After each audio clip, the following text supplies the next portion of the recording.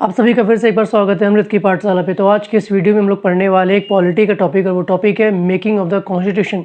ये जो है एक पॉलिटी का बहुत इंपॉर्टेंट टॉपिक है जिससे एग्जाम में 2 या 3 क्वेश्चन आ ही जाता है। इस टॉपिक का जो MCQ वाला पार्ट है वो मैंने MCQ सीरीज़ में करवा रखा है। तो जितना भी मैं पढ़ाऊँगा उसका एक थ्योरी पार्ट होगा, चाहे वो कोई भी सब्जेक्ट हो, चाहे वो पॉलिटी हो, चाहे वो हिस्ट्री हो, चाहे वो ज्योग्राफी हो, कोई भी सब्जेक्ट हो, उसका एक थ्योरी वाला पार्ट आएगा उस चैप्टर का। और उस चैप्टर से रिलेटेड थ्योरी के बाद जो एक MCQ वाला पार्ट आएगा जिससे जो भी स्टूडेंट है उनका थ्योरी वाला कॉन्सेप्ट भी रहे और साथ साथ एग्ज़ाम के लिए जो MCQ जो इम्पोर्टेंट होते हैं वो भी इसी वीडियो से हो जाए। तो जितने भी लोग वीडियो देख रहे हैं, अगर वीडियो अच्छा लगे तो प्लीज़ वीडियो को लाइक करें, चैनल को सब्सक्राइब करें और ज़्यादा से ज़्यादा शेयर करें। तो चलिए स्टार्ट करते हैं। तो टॉपिक क्या है? टॉपिक है मेकिंग ऑफ द कॉन्स्टिट्यूशन, जो कि एक पॉलिटी का टॉपिक है। इसमें क्या था कि हमारा संविधान बनाने के लिए कई सारा जो 1942 के बाद से कई सारा मिशंस आया, मतलब कई ब्रिटिश गवर्नमेंट जो है कई सारा कदम उठाया कि हमारा जो है इंडिया के लिए संविधान बनाया जाए। इसी के तहत क्रिप्स मिशन आया, कैबिनेट मिशन आया, कैबिनेट मिशन प्लान आया। उसके बाद क्या हुआ, फाइनली जो कैबिनेट मिशन प्लान है उसी के तहत एक कॉन्स्टिट्यूएंट असेंबली बनाया गया और उसी कॉन्स्टिट्यूएंट असेंबली के द्वारा हमारा संविधान बनाया गया। तो संविधान किसके द्वारा बनाया गया? तो संविधान कॉन्स्टिट्यूएंट असेंबली द्वारा बनाया गया, जिसको नवंबर में 1946 नवंबर में बनाया गया था। तो सबसे पहले कि जो आइडिया है कॉन्स्टिट्यूएंट असेंबली का, कॉन्स्टिट्यूशन बनाने के लिए कॉन्स्टिट्यूशन बनाने के लिए कॉन्स्टिट्यूएंट असेंबली का जो आइडिया है, सबसे पहली बार किसने दिया था? तो सबसे पहली बार दिया था MN रॉय ने। कॉन्स्टिट्यूएंट असेंबली का जो आइडिया है सबसे पहले दिया था MN रॉय ने। ठीक है, ये कौन थे? तो ये कम्युनिस्ट मूवमेंट जो इंडिया में था उसके एक लीडर थे MN रॉय। तो MN रॉय के द्वारा कॉन्स्टिट्यूएंट असेंबली का आइडिया सबसे पहली बार दिया गया था। उसके बाद 1935 में 1935 में इंडियन नेशनल कांग्रेस INC 1935 में इंडियन नेशनल कांग्रेस पहली बार डिमांड किया, कांग्रेस द्वारा सबसे पहली बार डिमांड किया गया था कॉन्स्टिट्यूएंट असेंबली का। वो कब किया गया था? 1935 में। कांग्रेस क्या बोला 1935 में कि संविधान कॉन्स्टिट्यूशन बनाने के लिए कॉन्स्टिट्यूएंट असेंबली को इस्टेब्लिश करना पड़ेगा, जो फिर क्या करेगा, संविधान बनाएगा। तो कांग्रेस द्वारा पहली बार कब बात किया गया कॉन्स्टिट्यूएंट असेंबली के लिए? तो 1935 में किया गया। उसके बाद 1938 में 1938 में जवाहरलाल नेहरू कांग्रेस के बिहाफ पे, जवाहरलाल नेहरू द्वारा कांग्रेस के बिहाफ पे डिक्लेयर किए कि constitution of India must be framed bye constituent assembly. Jawaharlal Nehru द्वारा 1938 में कांग्रेस के बिहाफ पे ये बोला गया कि जो हमारा संविधान है इंडिया का, उसको फ्रेम किया जाएगा किसके द्वारा? कॉन्स्टिट्यूएंट असेंबली के द्वारा। और इसका मेंबर किसके द्वारा चुना जाएगा? तो एडल्ट फ्रेंचाइज के बेसिस पे चुना जाएगा। उसके बाद अब कॉन्स्टिट्यूएंट असेंबली जो था, जो बनाया गया, जिसके द्वारा कॉन्स्टिट्यूशन को बनाया गया, संविधान को बनाया गया, तो वो उसका कंपोजिशन क्या है, क्या उसका ढांचा था कॉन्स्टिट्यूएंट असेंबली का? मतलब ये जो असेंबली थी ये किससे मिलके बना था, इसके मेंबर कौन थे, कैसे चुने गए थे, अब देखेंगे हम लोग वो सब। तो जो कॉन्स्टिट्यूएंट असेंबली है इसको बनाया गया था कैबिनेट मिशन प्लान के द्वारा। कैबिनेट मिशन प्लान के द्वारा इस कॉन्स्टिट्यूएंट असेंबली को बनाया गया था कब? 1946 में। इसका मेंबर कौन था? तो इसका कैबिनेट मिशन में था, इस कैबिनेट मिशन में पैथविक लॉरेंस, स्टफर्ड क्रिप्स और AV अलेक्जेंडर, 3 आदमी था।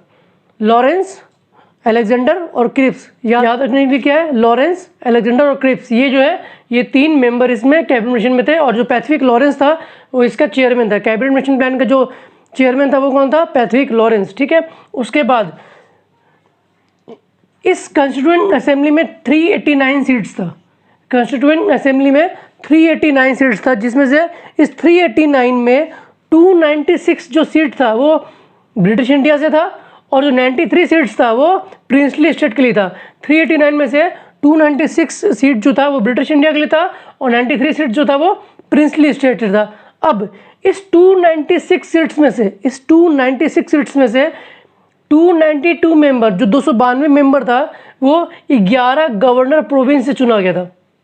फिर समझिए, 389 पूरा सीट, इस 389 में से 296 सीट्स जो था ब्रिटिश इंडिया के लिए था और 93 सीट जो था वो प्रिंसली स्टेट के लिए था।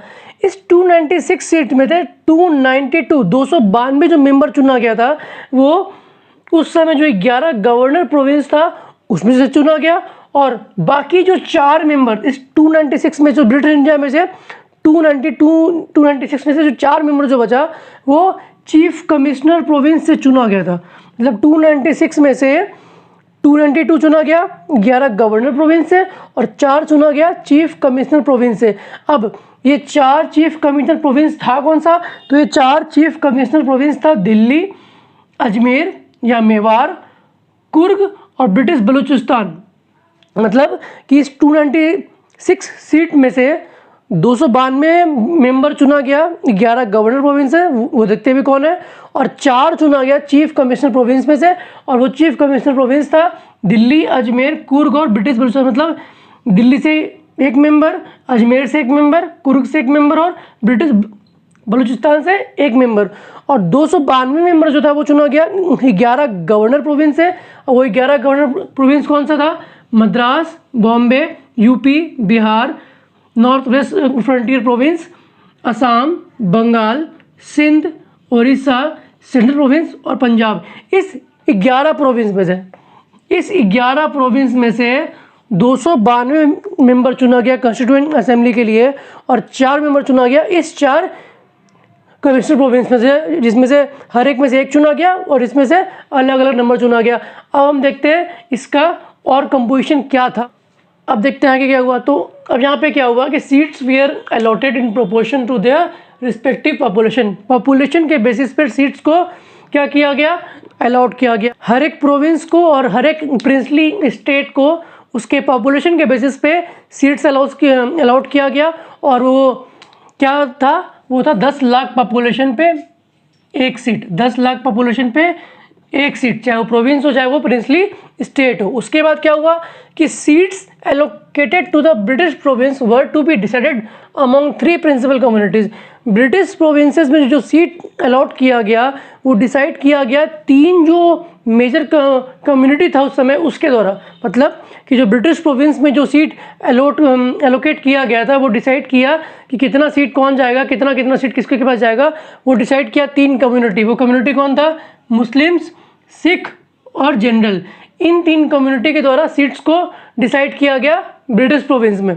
इन कम्युनिटी के रिप्रेजेंटेटिव को, मुस्लिम, सिख और जनरल, इन कम्युनिटीज़ के रिप्रेजेंटेटिव को इलेक्ट किया गया उन मेंबर्स द्वारा जो प्रोविंशियल लेजिस्लेटिव असेंबली में इनको रिप्रेजेंट कर रहे थे। मतलब कि इन कम्युनिटी के मेंबर जो प्रोविंशियल लेजिस्लेटिव असेंबली में थे उनके द्वारा यहाँ से इलेक्ट किया गया रिप्रेजेंटेटिव को यहाँ के सीट्स के लिए।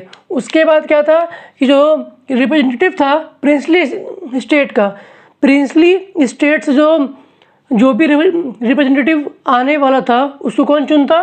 उसको चुनता प्रिंसली स्टेट का हेड। मतलब कि प्रोविंस के लिए क्या था कि प्रोविंशियल लेजिस्लेटिव असेंबली में इन कम्युनिटीज़ के जो इलेक्टेड लोग थे वो चुनते रिप्रेजेंटेटिव को, और प्रिंसली स्टेट में क्या था कि जो रिप्रेजेंटेटिव है उनको चुनता प्रिंसली स्टेट का हेड। उसके बाद क्या हुआ कि जो कॉन्स्टिट्यूएंट असेंबली था ये क्या था? ये एक पार्टली नॉमिनेटेड और एक पार्टली इलेक्टेड बॉडी था। मतलब कि इसमें कुछ जो मेंबर्स है नॉमिनेटेड भी थे और कुछ इलेक्टेड भी थे जो चुने भी गए थे। उसके बाद अब क्या हुआ? अब हुआ इलेक्शन। कॉन्स्टिट्यूएंट असेंबली कब इलेक्शन हुआ? कब? जुलाई अगस्त 1946 में इसका इलेक्शन हुआ। कितने सीट्स पे? 296 सीट्स पे। 296 सीट्स पे जो इलेक्शन हुआ, 389 सीट था पूरा। 296 सीट्स पे जो इलेक्शन हुआ उसमें से 208 सीट जीता कांग्रेस, 73 सीट जीता मुस्लिम और 15 सीट जीता इंडिपेंडेंट। 296 सीट्स में से 208 कांग्रेस, 73 मुस्लिम, 15 इंडिपेंडेंट। और इस 93 जो बचा हुआ 389 में से जो 93 सीट बचा वहाँ पे क्या हुआ? वो सीट रह गया खाली। क्यों? क्योंकि प्रिंसली जो स्टेट था वो इस इलेक्शन में टेक पार्ट नहीं किया, जिसकी वजह से ये 93 सीट्स खाली रह गया। सिर्फ इलेक्शन इस 296 सीट्स पे हुआ। अब देखते हैं आगे कुछ और पॉइंट्स। अब देखते हैं आगे। तो इसके बाद क्या हुआ? जो पहला जो मीटिंग हुआ कॉन्स्टिट्यूएंट असेंबली का वो हुआ 9 दिसंबर 1946 को। फर्स्ट मीटिंग 9 दिसंबर 1946 को ठीक है। अटेंड कौन किया? 211 मेंबर अटेंड किया। इस टाइम पे क्या हुआ, मुस्लिम लीग जो है वो बोला कि हम कॉन्स्टिट्यूएंट असेंबली से विड्रू कर रहे हैं, हम ज्वाइन नहीं करेंगे। तो इस टाइम पे मुस्लिम लीग कॉन्स्टिट्यूएंट असेंबली से बाहर आ गया, वो ज्वाइन नहीं किया। तो इसकी वजह से 211 मेंबर जो है फर्स्ट मीटिंग को 9 दिसंबर को ज्वाइन किया। और इसके बाद क्या हुआ, जो मीटिंग हुआ उसमें डॉक्टर सचिदानंद सिन्हा को टेम्पररी प्रेसिडेंट चुना गया, सचिदानंद सिन्हा को। उसके बाद 2 दिन बाद 11 दिसंबर को जो सेकंड मीटिंग हुआ उसमें डॉक्टर राजेंद्र प्रसाद को जो है परमानेंट प्रेसिडेंट चुना गया। डॉक्टर राजेंद्र प्रसाद को 11 दिसंबर को परमानेंट प्रेसिडेंट चुना गया। और एच.सी. मुखर्जी को चुना गया वाइस प्रेसिडेंट। एच.सी. मुखर्जी को कॉन्स्टिट्यूएंट असेंबली का वाइस प्रेसिडेंट। कॉन्स्टिट्यूएंट असेंबली का टेम्पररी प्रेसिडेंट सबसे पहला डॉक्टर सचिदानंद सिन्हा, 11 दिसंबर को पहले permanent president doctor Rajendra Prasad, और यहाँ के वाइस प्रेसिडेंट एच.सी. मुखर्जी। उसके बाद क्या हुआ, उसके बाद हुआ फिर 2 दिन के बाद 13 दिसंबर 1946 को ऑब्जेक्टिव रेजोल्यूशन को मूव किया गया कॉन्स्टिट्यूएंट असेंबली में जवाहरलाल नेहरू द्वारा, और इसको अडॉप्ट किया गया असेंबली के द्वारा 22 जनवरी 1947 को। इसी का जो मॉडिफाइड वर्जन है वो हमारे कॉन्स्टिट्यूशन का, संविधान का आज का प्रीएम्बल है। इसी ऑब्जेक्टिव रेजोल्यूशन का मॉडिफाइड वर्जन वो क्या है, इज प्रीएम्बल। जो हमारे संविधान का प्रीएम्बल है वो क्या है, वो इसी ऑब्जेक्टिव रेजोल्यूशन का मॉडिफाइड वर्जन है। तो ये कब एडॉप्ट किया गया, ये अपनाया गया 22 जनवरी 1947 को। हमारे कॉन्स्टिट्यूएंट असेंबली का पहले मेंबर जीवी मावलंकर पहले स्पीकर थे। उसके बाद क्या हुआ, यहाँ पे क्या हुआ, इस पॉइंट के बाद मुस्लिम लीग और जो प्रिंसली जो स्टेट था, जो पहले टेक पार्ट नहीं किया था कॉन्स्टिट्यूएंट असेंबली में, वो भी टेक पार्ट कर लिया था। लेकिन फिर दोबारा क्या हुआ, सेपरेट पाकिस्तान के मुद्दे पे मुस्लिम लीग जो है उसका मतभेद हो गया, और वो फिर से जो है वो कॉन्स्टिट्यूएंट असेंबली से बाहर आ गया। और उसके बाद मुस्लिम लीग के फिर से और प्रिंसली स्टेट के बाहर आने के बाद क्या हो गया, जो पहले 389 सीट था, जो सीट्स था, जो स्ट्रेंथ था कॉन्स्टिट्यूएंट असेंबली का, वो घट कर कितना हो गया, 299। मुस्लिम लीग का और प्रिंसली स्टेट के हटने के कुछ मेंबर हटने के बाद जो टोटल जो स्ट्रेंथ था 389 से 289 हो गया, अच्छा 299 हो गया। 299 में 229 जो मेंबर थे वो प्रोविंसेस थे, ब्रिटिश प्रोविंस से थे, और जो 70 जो मेंबर थे वो प्रिंसली स्टेट से थे। 70 मेंबर प्रिंसली स्टेट से हो गए और 229 मेंबर प्रोविंस इंडिया से हो गए। तो ये एक तरह से पूरा फ्लो चार्ट है, इस एक फ्लो चार्ट से आपको 2 से 3 क्वेश्चन एग्जाम में, चाहे कोई सा भी एग्जाम हो, वो आपको मिल जाएगा, जहाँ पे आपको इस फ्लो चार्ट के जरिए पूरा एक कॉन्स्टिट्यूएंट असेंबली का फर्स्ट मीटिंग से लास्ट तक पूरा क्लियर हो जाना चाहिए। अब देखते हैं आगे। क्या हुआ। तो उसके बाद हमारा तो नेशनल फ्लैग है, राष्ट्रीय ध्वज, उसको अडॉप्ट किया गया कब, 22 जुलाई 1947 को। 1947 को हमारा नेशनल फ्लैग अडॉप्ट किया गया। उसके बाद नेशनल एंथम और नेशनल सॉन्ग, राष्ट्रीय गान और राष्ट्रगीत को दोनों को अडॉप्ट किया गया सेम डे पे, 24 जनवरी 1950 को।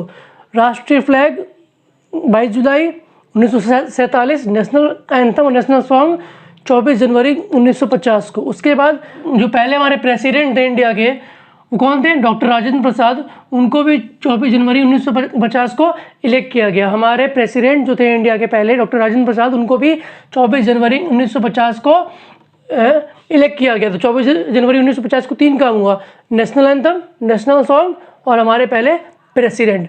अब जो कॉन्स्टिट्यूएंट असेंबली था उसके द्वारा संविधान को बनाने में टाइम कितना लगा, तो टाइम लगा 2 साल 11 महीना 18 दिन और 11 सेशन के जरिए, 11 सेशन हुआ कॉन्स्टिट्यूएंट असेंबली का, उसके ज़रिए 2 साल 11 महीना 18 दिन में हमारा संविधान बनाया गया। और कितना खर्च लगा, 64 लाख रुपए लगा था। 60 देशों के संविधान को पढ़ के समझ के 119 दिन तक उस पर पूरा बहस करके उसके बाद जाके इतने टाइम में 11 सेशन में इतने खर्चे में हमारा संविधान बनाया गया। ठीक है, उसके बाद जो 24 जनवरी 1950 को फाइनल सेशन हुआ था। पहला जो इलेक्शन हुआ था वो 1951 से 1952 तक हुआ था। तो 24 जनवरी 1950 से लेके यहाँ तक 1951-52 के पहले तक जो यही कॉन्स्टिट्यूएंट असेंबली था, एक तरह से पार्लियामेंट की, प्रोविंशियल पार्लियामेंट की तरह काम कर रहा था। और पहला जो इलेक्शन हुआ वो 1951-52 में हुआ था। तो ये बहुत इंपॉर्टेंट है। फर्स्ट इलेक्शन 1951-52 में हुआ था। फर्स्ट इलेक्शन कब हुआ था? 1951-52 में हुआ था। उसके बाद जो कॉन्स्टिट्यूएंट जो संविधान को बनाने के लिए कुछ कमेटी बनाया गया था, कुछ मेजर कमेटी था, कुछ माइनर कमेटी था। तो 8 मेजर कमेटी था, जितना भी कमेटी था उसमें से कुछ 8 मेजर इंपॉर्टेंट कमेटी था। उन कमेटी का नाम देख लेते हैं। तो पहला था यूनियन पावर कमेटी। तो यूनियन पावर कमेटी के चेयरमैन थे जवाहरलाल नेहरू। इस 6 टॉपिक से, इस 6 स्टेटमेंट लाइन से एक नंबर का MCQ किसी भी एग्जाम में आ जाता है। तो यूनियन पावर कमेटी के चेयरमैन थे Jawaharlal Nehru. Union constitution committee के चेयरमैन थे जवाहरलाल नेहरू। मतलब यूनियन पावर कमेटी मतलब जो भी यूनियन का था ना, उसके चेयरमैन थे जवाहरलाल नेहरू। उसके बाद प्रोविंशियल कॉन्स्टिट्यूशनल कमेटी, प्रोविंसेस को एक साथ मिलाने के लिए जो कमेटी बनाया गया था, उसके कौन थे? उसके थे सरदार वल्लभ भाई पटेल। उसके बाद ड्राफ्टिंग कमेटी, संविधान को ड्राफ्ट करने के लिए जो कमेटी बनाया गया था, उसके चेयरमैन कौन थे? BR अम्बेडकर। स्टेट कमेटी में JL नेहरू, जवाहरलाल नेहरू। उसके बाद स्टीयरिंग कमेटी के चेयरमैन थे डॉक्टर राजेंद्र प्रसाद। ये 8 में से कुछ 6 इंपॉर्टेंट कमेटी था जिसके चेयरमैन मैंने बता दिया। अब क्या है कि जो ड्राफ्टिंग कमेटी बनाया गया था संविधान को ड्राफ्ट करने के लिए, उस ड्राफ्टिंग कमेटी में इसको सेटअप कब किया गया? ड्राफ्टिंग कमेटी को सेटअप किया गया था 29 अगस्त 1947 को। 29 अगस्त 1947 को ड्राफ्टिंग कमेटी को सेटअप किया गया था संविधान को बनाने के लिए। और इसमें 7 मेंबर थे, इंक्लूडिंग द चेयरमैन। चेयरमैन के साथ 7 मेंबर थे और चेयरमैन के अलावा 6 मेंबर थे। ठीक है, तो अब देखते हैं कुछ और आगे। तो यहाँ तक जितने भी लोग अगर देख रहे हैं, अगर यहाँ तक देख रहे हैं तो प्लीज़ वीडियो को लाइक करें और चैनल को सब्सक्राइब करना बिल्कुल भी ना भूलें। क्योंकि जिस तरीके से मैंने समझाया है, मुझे उम्मीद है कि आपको पूरा क्लियर हो गया होगा और आपको इस फ्लो चार्ट से एक तरह से क्या है, दिमाग में बैठ जाएगा। आपको पूरा रटना नहीं पड़ेगा। सिंपल तरीके से कुछ पॉइंट है जो आपको ईजी रहेगा याद करने के लिए। अब देखते हैं आगे क्या है। तो अब देखते हैं आगे क्या था। जो फाइनल जो ड्राफ्ट था संविधान का, जो फाइनल जो कॉन्स्टिट्यूशन का जो फाइनल ड्राफ्ट था, उसको इंट्रोड्यूस किया गया BR अम्बेडकर द्वारा 4 नवंबर 1948 को। इसको इंट्रोड्यूस किया गया 4 नवंबर को और जनरल डिस्कशन के लिए लाया गया 9 नवंबर को। ठीक है, 4 नवंबर को लाया गया। 4 नवंबर से लेकर 9 नवंबर तक, 4 से 9 नवंबर 5 दिन तक। ठीक है, 4 नवंबर से 9 नवंबर तक 5 दिन तक जनरल डिस्कशन किया गया। फाइनल ड्राफ्ट को BR अम्बेडकर इंट्रोड्यूस किए 4 नवंबर को, 9 नवंबर 1948 तक 5 दिन के लिए उस फाइनल ड्राफ्ट पे डिस्कशन किया गया। उसके बाद हुआ सेकेंड रीडिंग। ये एक तरह से फर्स्ट रीडिंग था, ये एक तरह से फर्स्ट रीडिंग था। सेकेंड रीडिंग क्या, क्लॉज बाय क्लॉज, जितने भी क्लॉज थे, 7000 से ज़्यादा अमेंडमेंट का उस पर निष्कर्ष निकाला गया, लेकिन फाइनली 2000 कुछ पे ही अमेंडमेंट हो पाया। तो सेकेंड रीडिंग में क्या हुआ, क्लॉज बाय क्लॉज हर एक पहलू को उसके डिस्कस किया गया। और ये कब हुआ, 15 नवंबर 1948 से लेके 17 अक्टूबर 1949 तक, अराउंड 1 साल तक, 1 साल के लगभग तक क्लॉज बाय क्लॉज डिस्कशन चला। हर एक पहलू पे डिस्कस किया गया असेंबली में। थर्ड रीडिंग जो है वो 14 नवंबर 1949 को थर्ड रीडिंग हुआ। और थर्ड रीडिंग होने के बाद 26 नवंबर 1949 को इसको पास किया गया और साइन किया गया। 284 जो मेंबर उसमें प्रेजेंट थे, 284 जो मेंबर उसमें प्रेजेंट थे उनके द्वारा साइन किया गया। और 299 पूरे मेंबर थे, 299 में से 284 एक्चुअली उस दिन प्रेजेंट थे 26 नवंबर 1949 को, उनके द्वारा साइन किया गया उस पर। और इसको अडॉप्ट किया गया क्या, 26 नवंबर 1949 को इस संविधान को अडॉप्ट किया गया, अपनाया गया। और जब ये अडॉप्ट किया गया 26 नवंबर 1949 को, तो उसमें क्या क्या था, तो उस संविधान में उसमें प्रीएम्बल था, 395 आर्टिकल था, 8 शेड्यूल था। ठीक है, 395 आर्टिकल, 8 शेड्यूल और एक प्रीएम्बल था। कब, जब उसको 26 नवंबर 1949 को अपनाया गया था। ठीक है, फिर क्या है, BR अम्बेडकर को जाना जाता है father of the constitution. B R Ambedkar को फादर ऑफ द कॉन्स्टिट्यूशन के नाम से जाना जाता है, और साथ ही मॉडर्न मनु भी कहते हैं बी आर अम्बेडकर को, या chief architect of the constitution भी बोलते हैं बी आर अम्बेडकर को ही। उसके बाद क्या हुआ कि जब 26 नवंबर 1949 को ये अपनाया गया, अडॉप्ट किया गया संविधान, तो उसके बाद कुछ प्रोविजंस को हाथों हाथ लागू कर दिया गया इंडिया में। वो कौन सा प्रोविज़न था? वो था सिटीजनशिप का प्रोविज़न, इलेक्शन का प्रोविज़न और प्रोविजनल पार्लियामेंट। इन प्रोविजंस को तुरंत लागू कर दिया गया, और साथ ही कुछ जो प्रोविजंस थे आर्टिकल 5, 6, 7, 8, 9, 60, 324, 366, 367, 380, इन आर्टिकल्स के प्रोविजंस को भी 26 नवंबर 1949 जिस दिन अपनाया गया उसी दिन लागू कर दिया गया।